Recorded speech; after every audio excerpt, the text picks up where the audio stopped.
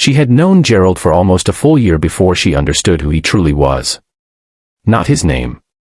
She had known that from the very first Tuesday afternoon when he wheeled himself through the door of the Millbrook Community Library and asked her, in a voice that was quiet but unhurried, whether they still carried large print editions of John Steinbeck. Margaret had been working the reference desk that day. She was 54 years old, with blonde hair she wore loosely pulled back, the kind of woman who had spent decades learning that life moved at its own pace and there was very little to be gained by rushing it. She had raised 2 children, buried her mother, watched her marriage quietly dissolve like sugar in warm water, and arrived, somewhere in her early 50s, at a kind of gentle peace with the world. She wore soft sweaters in muted colors. She kept a small collection of potted plants on her windowsill at home, green and patient things that asked very little and gave back steadily. She looked up from her desk when the door opened. The man in the wheelchair was perhaps a few years younger than her, though something in his eyes made him seem both younger and older at the same time. He had dark hair that fell just slightly across his forehead, and he was wearing a worn olive-colored jacket over a simple shirt, the kind of clothes that a man wears when he has stopped worrying about impressing anyone. There was a blanket folded across his lap. His hands, she noticed, were strong-looking, the hands of someone who had once done physical work and still carried that in his frame even now. He asked about Steinbeck. She told him yes, they did carry large print editions, and she came around the desk and walked with him to the shelf, and that was that. He checked out East of Eden and thanked her, and she watched him wheel himself back out through the double doors into the pale October afternoon. She thought about him, mildly and without urgency, for the rest of the day. The following Tuesday he came back. He returned East of Eden and asked if they had of Mice and Men. They did. She walked him to the shelf again. This time, as they moved through the quiet stacks together, he said, almost to himself, that there was something about Steinbeck that felt like the American countryside smelled in the early morning. Like cut grass and distance. Margaret said she thought that was exactly right.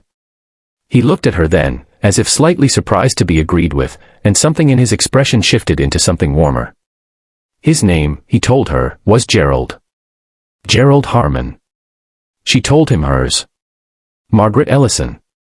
They shook hands there in the stacks among the books, formally and a little awkwardly, and both of them smiled at the slight formality of it. He came back every Tuesday after that. It became, without either of them deciding it, the rhythm of her week. Tuesday mornings she found herself thinking about what they might talk about.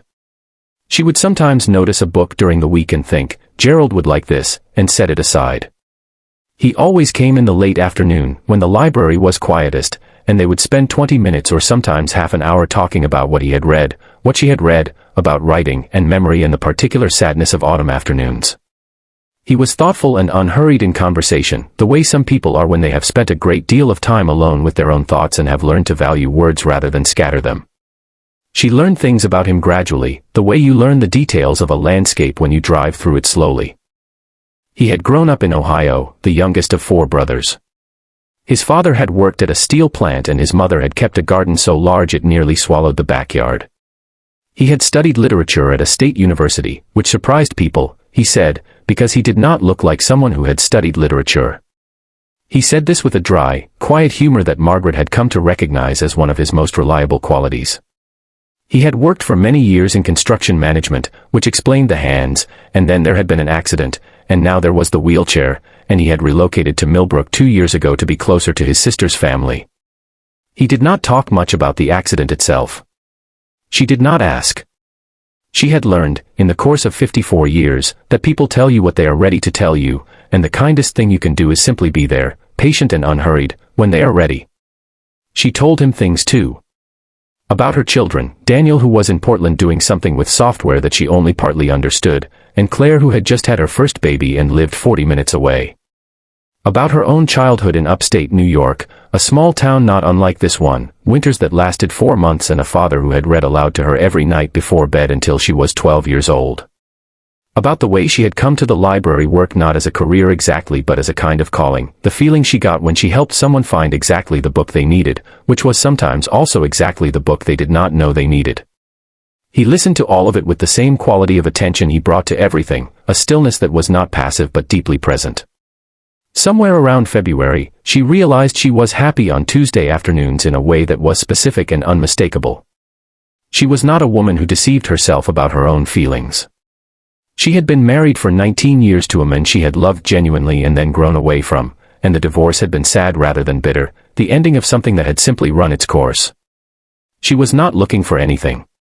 She had her plants and her books and her Tuesday afternoons and her granddaughter, who was now 4 months old and had her daughter's same serious brown eyes, and Margaret had decided some time ago that this was more than enough. That a life could be full without being romantic. That warmth and connection could come in many forms. But she noticed, in February, that she had started choosing her sweaters more carefully on Tuesday mornings. She did not do anything about this. She was 54 and had learned the value of sitting with a feeling quietly before acting on it, the way you sit with a piece of music and let it finish before you speak. Spring came. The library's reading garden, a small courtyard between the main building and the parking lot with 2 benches and a young oak tree, became accessible again, and she and Gerald began spending their Tuesday conversations outside when the weather allowed. He would park his wheelchair beside one of the benches and she would sit, and they would watch the oak tree's new leaves come in while they talked. There was something about being outside together that felt different.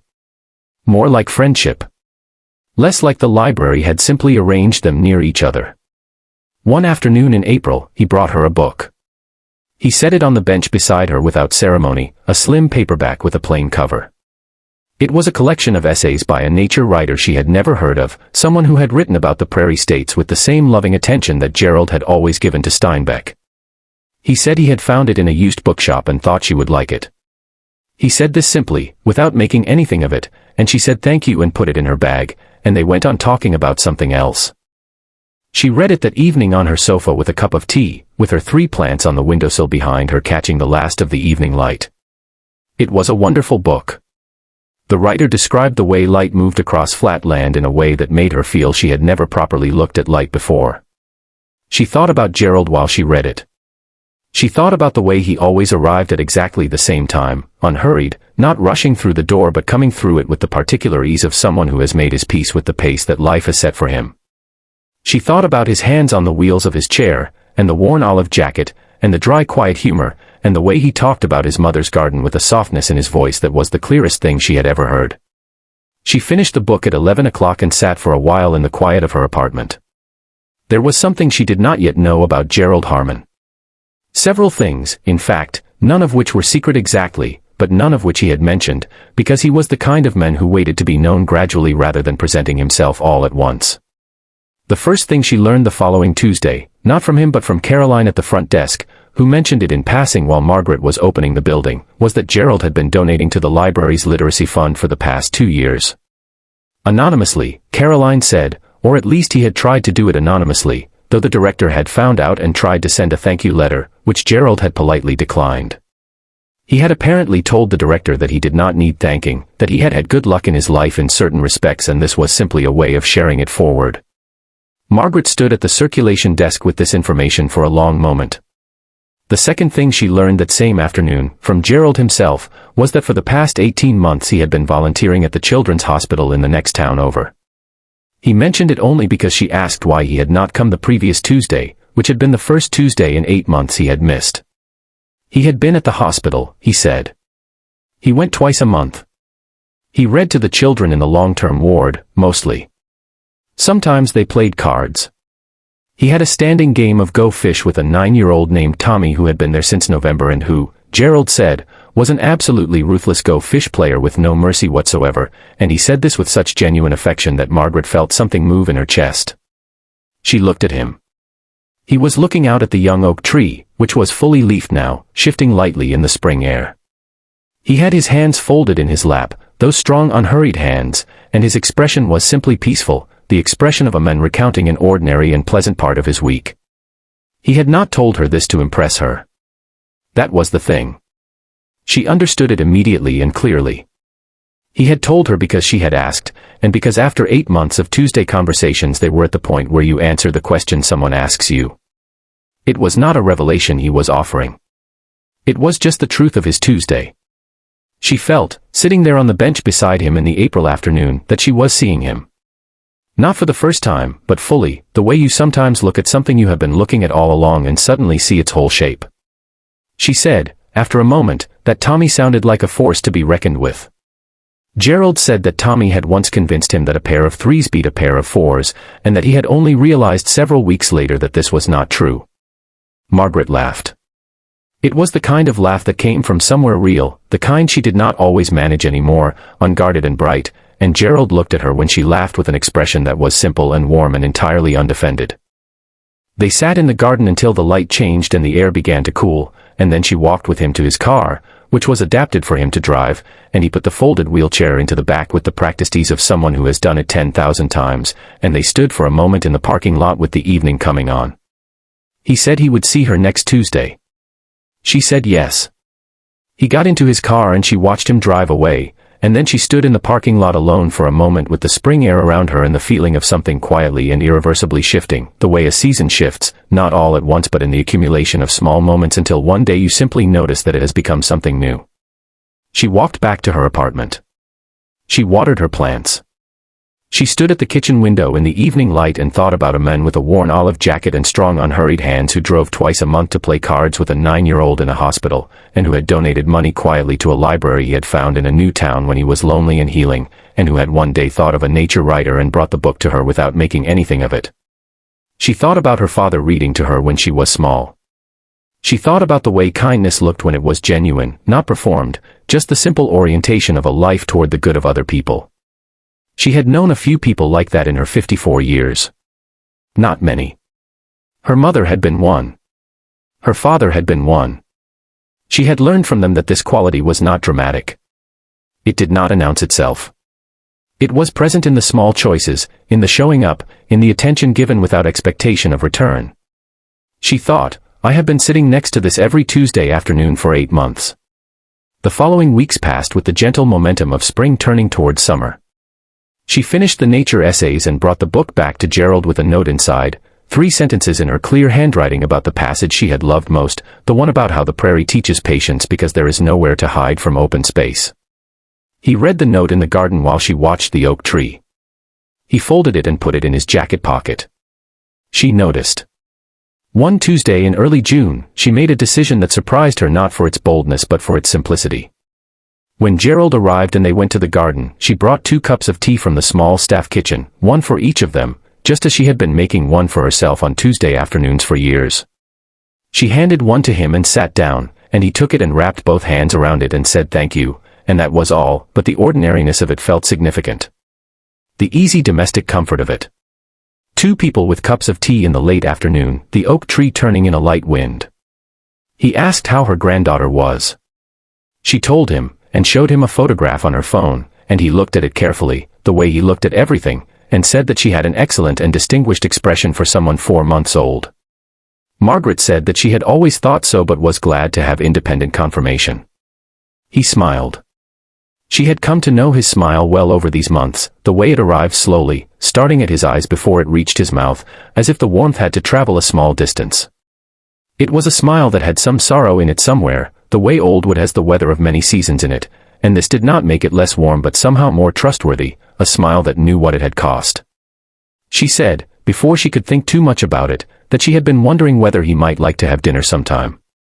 Not here, she said. Somewhere. Just dinner. There was a small Italian place on Birch Street, not fancy, she had been there with Claire and it was good, and she thought he might like it. She said this to the oak tree rather than to him, which was not particularly dignified, but there it was. There was a pause. She made herself look at him.